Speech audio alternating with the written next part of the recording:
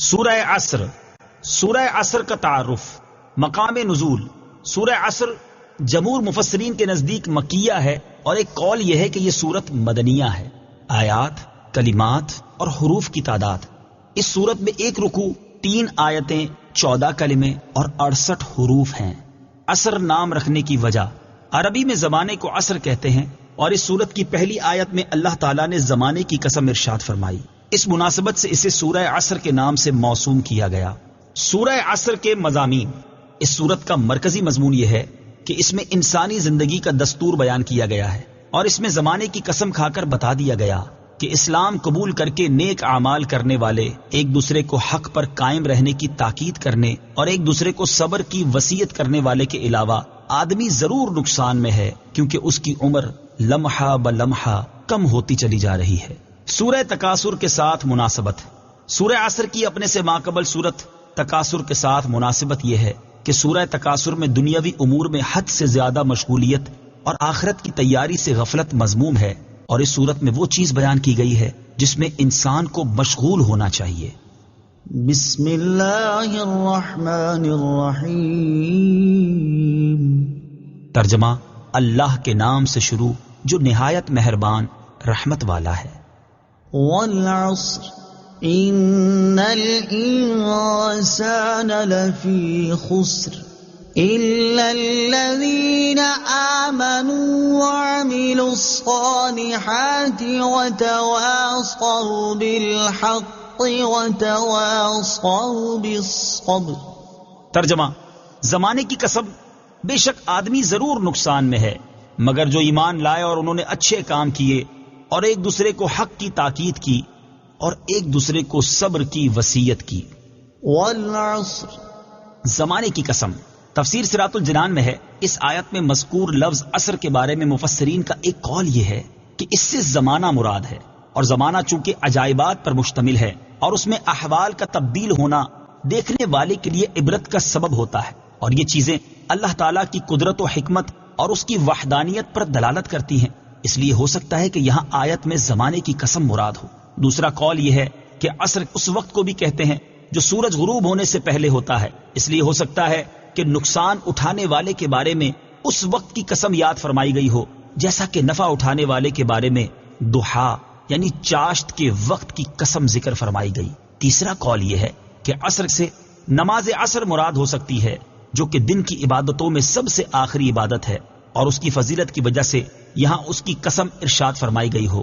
چوتھا قول یہ ہے، اور اسی کی طرف دل جھکتا ہے، کہ یہاں زمانے سے تاجدار رسالت صلی اللہ تعالی علیہ وآلہ وسلم کا مخصوص زمانہ مراد ہے، جو کہ بڑی خیر و برکت کا زمانہ ہے. تو جس طرح اللہ تعالیٰ نے لا اقسم بهذا البلد میں حضور پر نور صلی اللہ تعالی علیہ وسلم کے مسکن و مکان کی قسم یاد فرمائی ہے، اور جس طرح لعمرک فرما کر آپ صلی اللہ تعالی علیہ وسلم کی عمر شریف کی قسم یاد فرمائی، تو اسی طرح یہاں والعصر فرما کر اپنے حبیب صلی اللہ تعالی علیہ وآلہ وسلم کے مقدس زمانے کی قسم ارشاد فرمائی. اس سے معلوم ہوا کہ سید المرسلین صلی اللہ تعالی علیہ وآلہ وسلم کا زمانہ سب زمانوں سے افضل، رسول کریم صلی اللہ تعالی علیہ وآلہ وسلم کا شہر سب شہروں سے افضل، اور آپ صلی اللہ تعالی علیہ وآلہ وسلم کی عمر مبارک سب کی عمروں سے افضل ہے. اعلیٰ حضرت رحمت اللہ تعالی فرماتے ہیں، وہ خدا نے ہے مرتبہ تجھ کو دیا،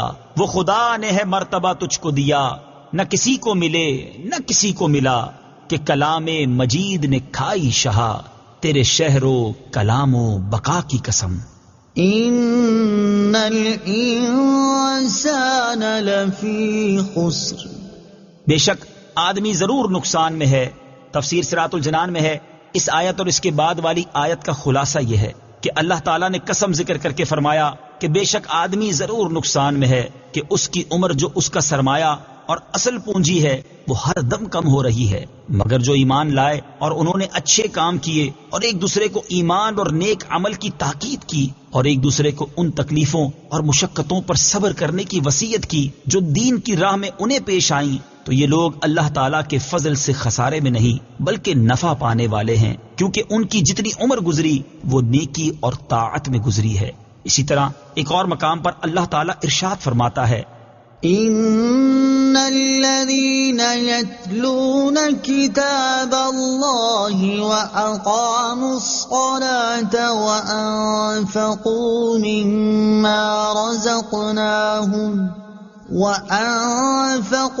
مما رزقناهم سرا وعلانية يرجون تجارة لن تبور ليوفيهم أجورهم ويزيدهم من فضله إنه غفور شکور۔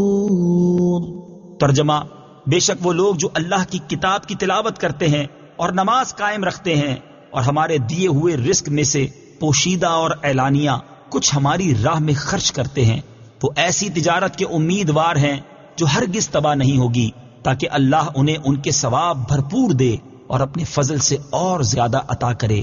بے شک وہ بخشنے والا، قدر فرمانے والا ہے۔ سورہ عصر کی آیت نمبر 2 اور 3 سے حاصل ہونے والی معلومات۔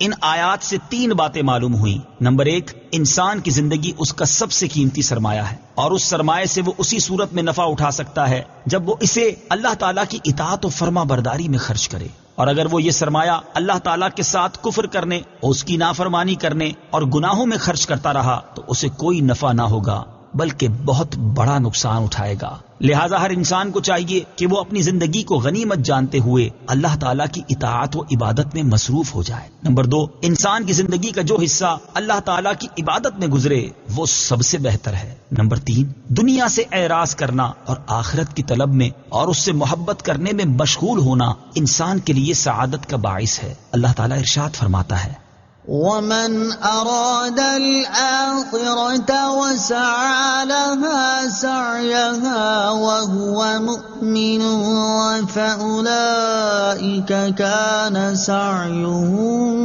مَشْكُورًا۔ ترجمہ: اور جو آخرت چاہتا ہے اور اس کے لیے ایسی کوشش کرتا ہے جیسی کرنی چاہیے اور وہ ایمان والا بھی ہو تو یہی وہ لوگ ہیں جن کی کوشش کی قدر کی جائے گی۔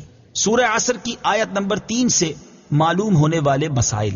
نور العرفان میں ہے کہ اس آیت سے کئی مسئلے معلوم ہوئے۔ ایک یہ کہ پہلے خود نیک بنے پھر دوسروں کو ہدایت کرے، جیسا کہ آیت میں ترتیب سے بیان کیا گیا ہے۔ دوسرے یہ کہ ہمیشہ تبلیغ کرے، جیسا کہ وَتَوَاصَوْا کہ اطلاق سے معلوم ہوا۔ تیسرے یہ کہ ہر مسلمان کو مبلغ ہونا چاہیے، جسے جو مسئلہ صحیح طور پر معلوم ہو وہ لوگوں کو بتا دے، صرف علماء پر تبلیغ نہیں، جیسا کہ وَتَوَاصَوْا کہ فاعل کے عموم سے پتہ لگا۔ چوتھے یہ کہ ہر حال میں تبلیغ کرے، صرف جلسہ یا اسٹیج پر موقوف نہ ہو۔